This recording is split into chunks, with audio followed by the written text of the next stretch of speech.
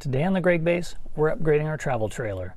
I'll be showing you step by step how to replace these with this, a custom lithium battery setup that's cheaper and maybe even better than one you can buy. So let's get started.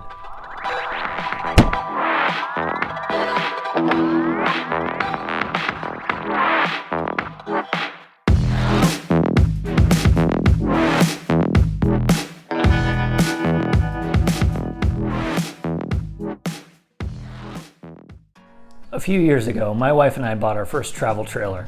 We were tired of sleeping on rocks and roots and shivering our way through the night in a tent. We wanted to be able to camp in comfort and for a longer part of the year. At first, we stayed mostly at state parks with electrical hookups, and that was great because our state parks are some of the most beautiful in the country in my opinion. But around March of last year, they all shut down due to a little outbreak you might have heard of. That meant pretty much the only options available to us were either private RV parks, which is kind of going in the wrong direction if you want a little solitude, or Forest Service campgrounds, which were blissfully free of people, but also didn't have any electrical hookups. Of course, we chose the Forest Service route, and so we headed out on our first multi-night dry camping trip. And while our trailer did come with dual batteries from the dealer when we bought it, we quickly found out that these batteries were more suited to holding down the front of the trailer than providing any sort of usable electrical power. We could barely make it through a single night without running our batteries dangerously low. And when it came time to recharge the batteries using the generator, that process was painfully slow and never really topped them off. We were looking for peace and quiet, so running a generator for hours on end was hardly the right direction. As with most stock trailers, all we had for monitoring our batteries was a simple voltage readout.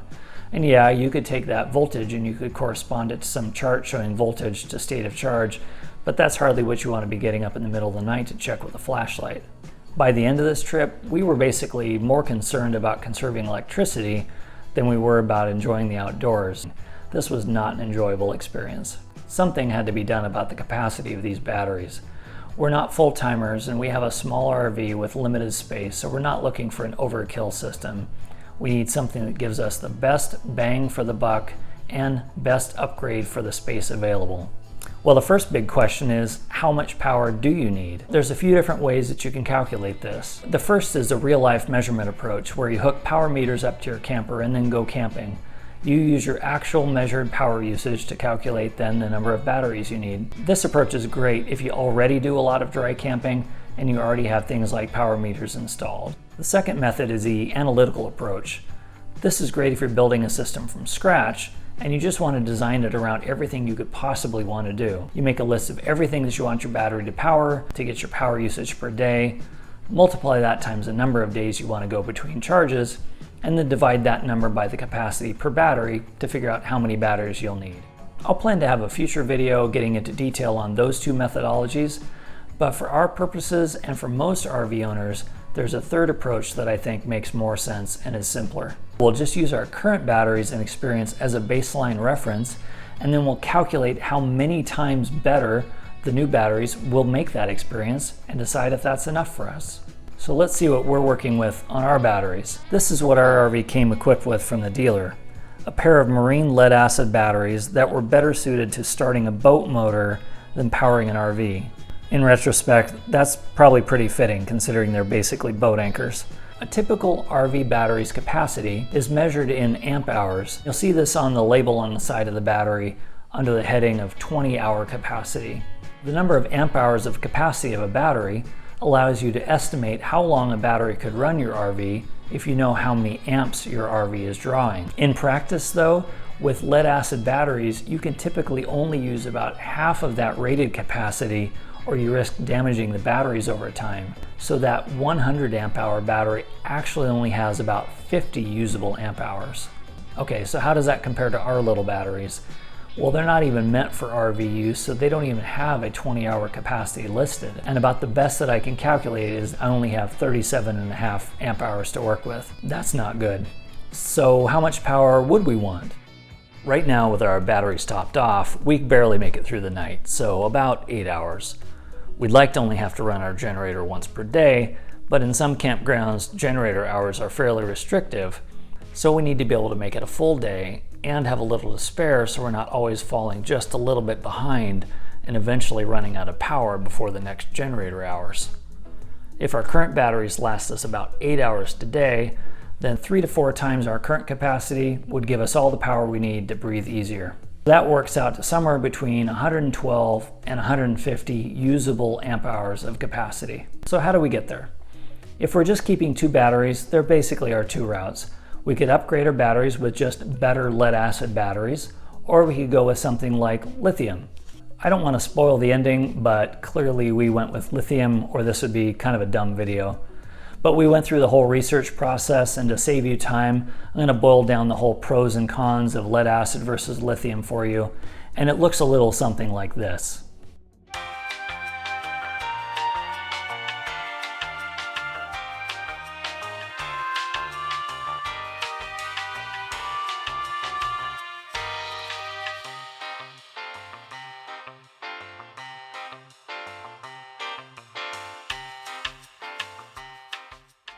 So yeah, basically there's nothing good to say about lead acid batteries except that they're cheap and they definitely won't fly away.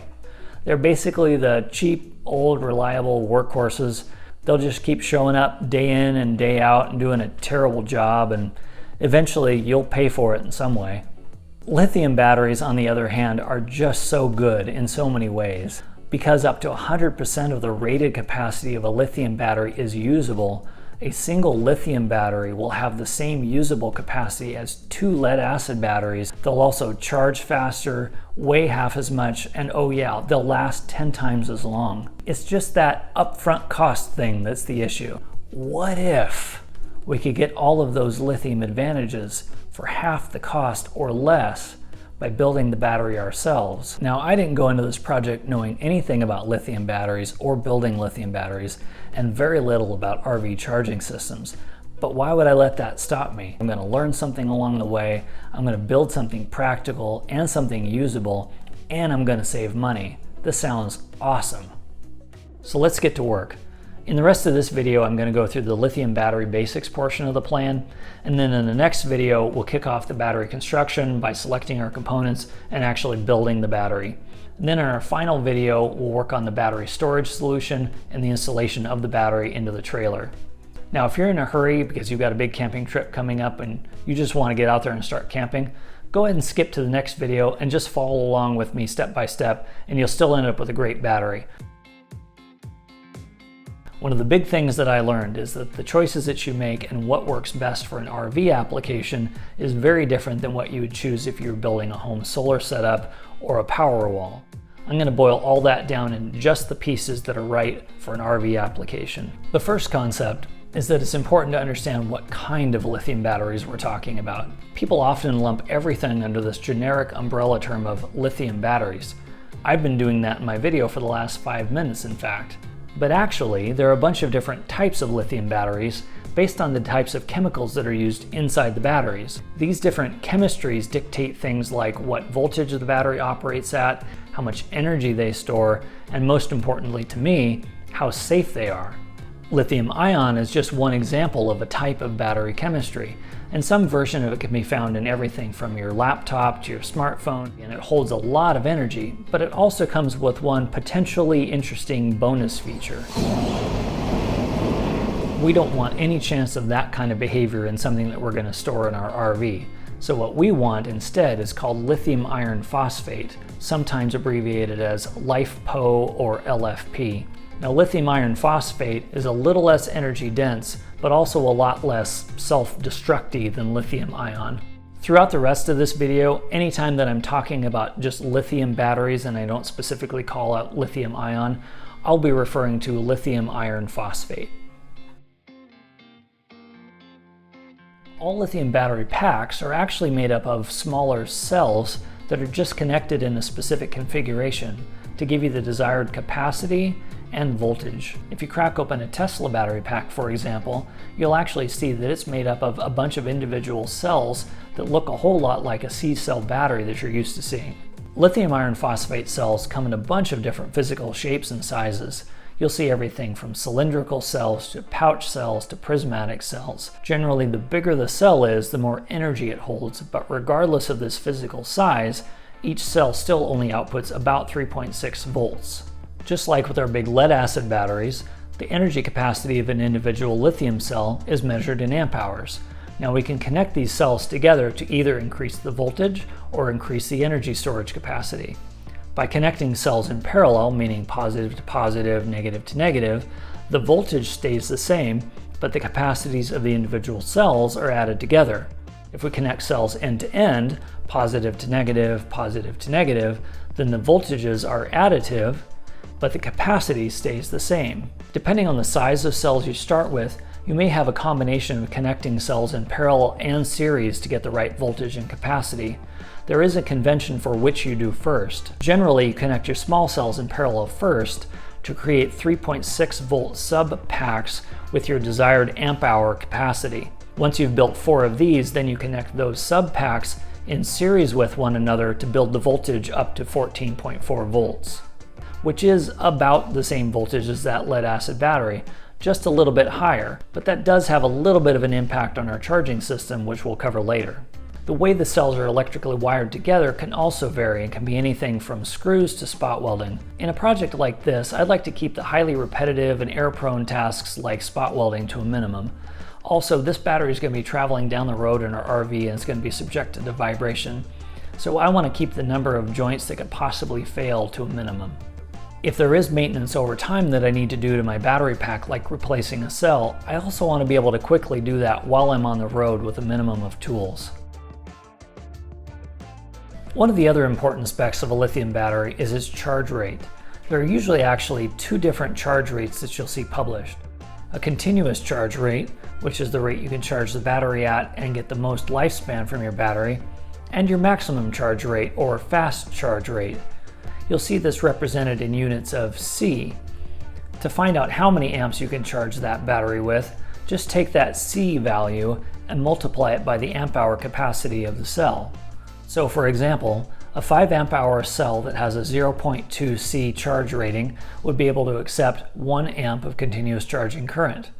If you connect multiple cells in parallel, then that charge current capability is added together. The charging specifications for lithium iron phosphate cells can vary quite a bit between manufacturers, but typically they range anywhere from 0.2 C all the way up to 0.5 C for continuous charging, and as high as 1 C or more for fast charging. The reason why it's important for us to understand these limitations is we need to make sure that our RV's converter never sends more amps of current into our battery pack than it's rated to handle. My converter is a WIFCO 8945, which is a pretty run-of-the-mill converter. Those last 2 digits indicate that it outputs 45 maximum amps of current. RV converters can output anywhere between 25 and 85 amps of current, so that's a wide range. You need to look up the specs for your specific converter with your manufacturer. While you're looking up your converter with the manufacturer, the other thing you need to investigate is whether your converter can successfully charge lithium batteries. Not all converters can do this. If you remember, we said lithium batteries operate at a higher voltage than lead-acid batteries, so converters may not fully charge the battery.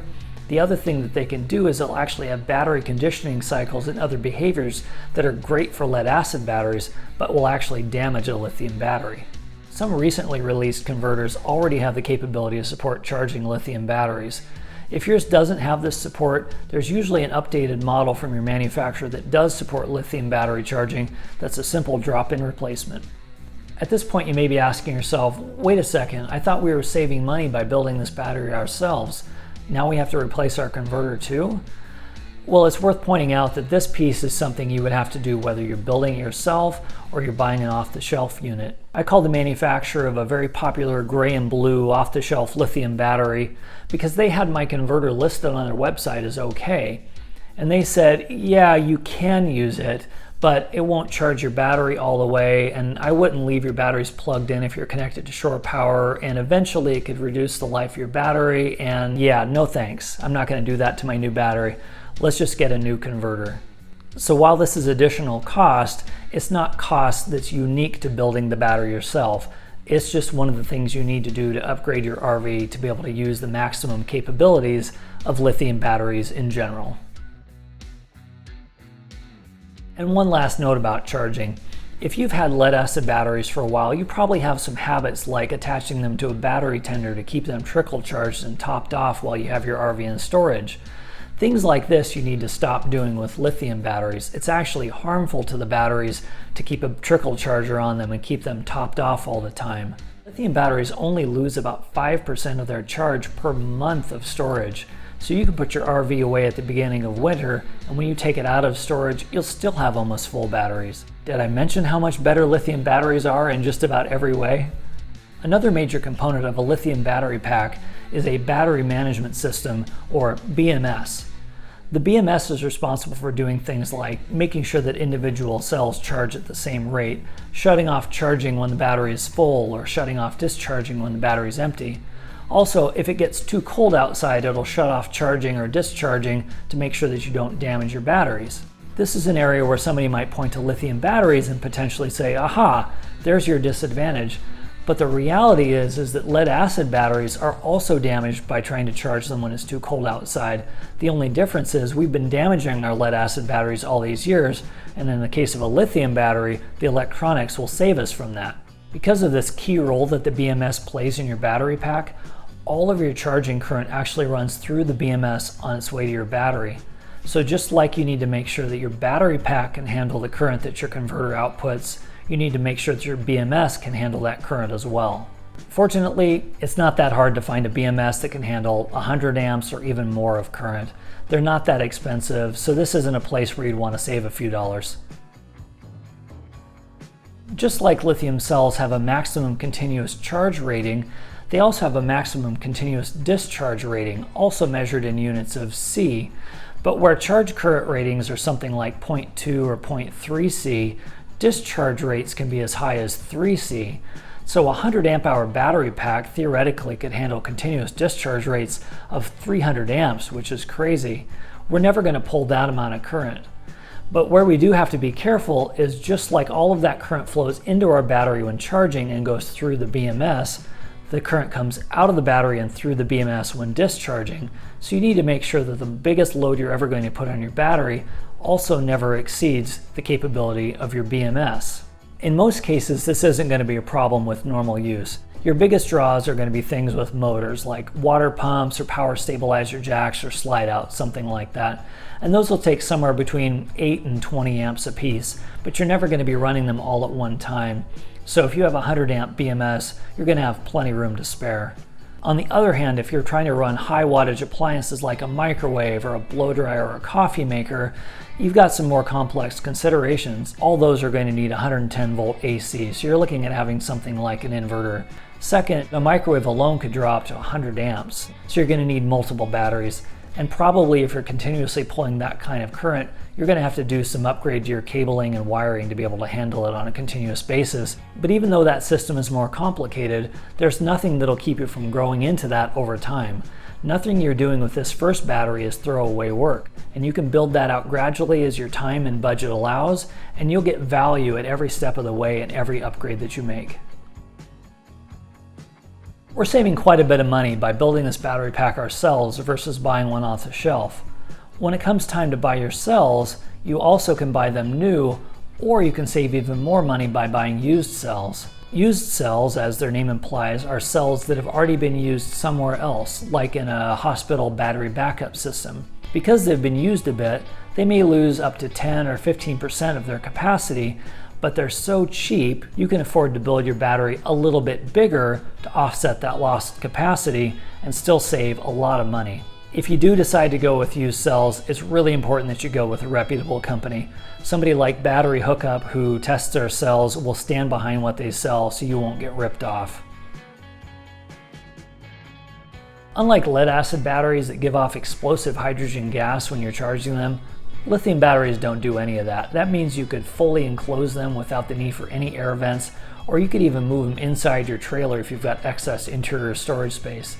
Now our trailer is small, so interior storage space is at a premium, which is why we're going to use the stock location on the trailer tongue for our batteries, but we're going to upgrade the enclosure to fully seal it to protect the batteries from the elements and furry woodland critters. The rest of this project involves mostly standard shop and fabrication skills, but nothing else is really specific to lithium batteries. If you can safely work around electricity and understand basic concepts like positive and negative and series and parallel connections, you can totally do this. Now that I've finished my initial research and learning, I've got a few big questions to answer, like, am I going to build one battery pack or two, and what kind of capacity will each one have? Will I use new or used cells, and where am I going to get them from, and what type should I use? What kind of an enclosure can I come up with, and how will that affect the shape and configuration of my batteries? Can I even build a working battery, or am I just collecting a pile of spare parts?